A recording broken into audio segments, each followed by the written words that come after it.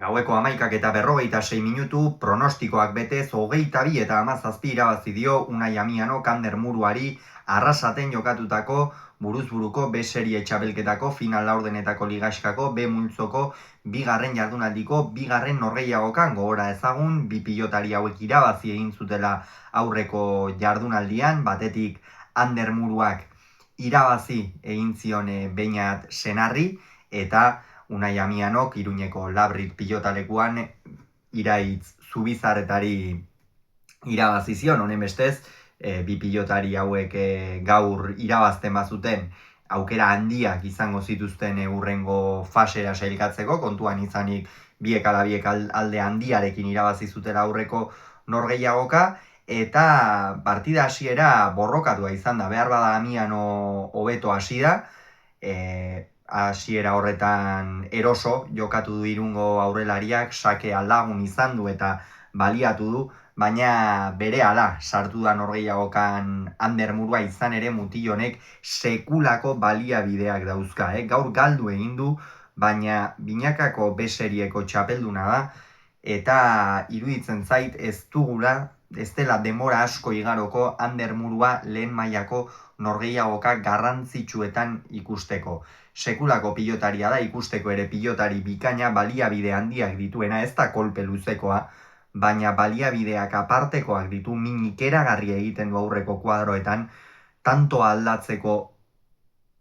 gaitasun handia dauka, eta gaurkoan hori erakutsi du nahiko hasieratik gainera, eta hor norgehiagoka berdinduta joan da, behin Amiano defentsan eta behartu duenean norgehiagoka beste fase batean sartu da, eta hor sufritu egin du Unai Amianok. Egia da hasieran badakigu buruz-burukoa oso modalitate exigentea dela, eta hasiera horretan batez ere Ander Muruari kostatu zaio hor partidan sartzea, baina gainontzean oso ongi ikusi du nik behintzat. 12 eta 7 aurreratu da ere Unai Amiano, eta gero 17 eta 18 eta 10, egia esan bigarren zatian askoz ere gehiago izan da, Murua saiatu da nahaste, baina ez, Amiano kolpea ongi baliatu du, defentsan ere ongi aritu da, pixkanaka Amiano ere ari da gora egiten defentsan, behar bada bigarren mailako binakako txapelketan horixe falta izan zitzaion, zenbaitetan defenditzea eta norgehiagokak eustea, eta badakigu hor ez luzea dela binakako txapelketa, eta hor behar bada hori falta izan zitzaion Amian hori.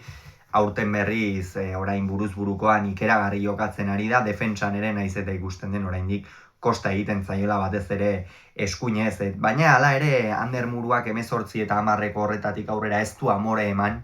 eta estutu du, ongi estutu gainera, eta zerrekin egin du min, efektoekin eta hormabikoekin. Esan dugu, aparteko baliabideak dauzka mutil honek tantoa une batetik bestera aldatzeko, eta berdin duze distantziatatik, 4tik, 3tik, edozein lekutatik alda dezake tantoa, eta hori oso baliabide garrantzitsua da, Ander Muruarentzat ikeragarri garrantzitsua, funtsezkoa, eta hor min handia egiten dio edozein pilotariri, edozein aurkariri, eta hor Amian hori ere egin dio. Amiano kinkalarrian ibili da, baina Amianok erakutsi duen beste gauza bat, eta lauterdian ere gertatu zitzaion, naiz eta gero finala ez zuen irabazi, norgehiagokak aurretik dituenean abantaila horri eusteko gaitasuna baduela, eta gaurkoan ere hori erakutsi du. Ofizio handiko norgehiagoka izan da Unai Amianorena, berak esan du norgehiagoka amaieran behar bada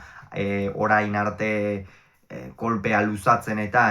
bere gaitasun nagusia ezkerrez pilota luzatzea dela, eta egia da gaur ez du behar bada zenbaitetan behartzuen bezain beste arrotu, baina oro har Muruak baino abiadura handiagoan ibili du pilota, eta hori gakoa izan da, Amianok norgehiagoka aurrera atera, eta batez ere partida erdirik aurrera Muruan nekatua ahal izateko. Beraz,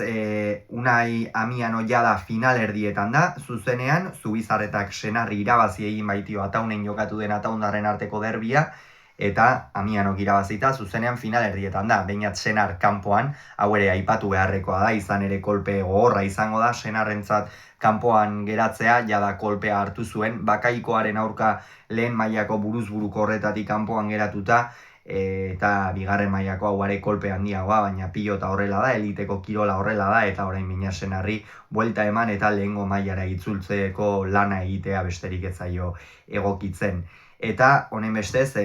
partida erabakigarria jokatuko dute, buruz buruko beserieko bemultzo honetan, Zubizar eta hirugarrenak eta Ander Muruak ikustekoa izango da norgehiagoka hori ere, eta noski hori guztiaren berri hementxe kirolunean izango duzue. Gogoratu beraz, Amianok 22, Muruak 16, Arrasaten.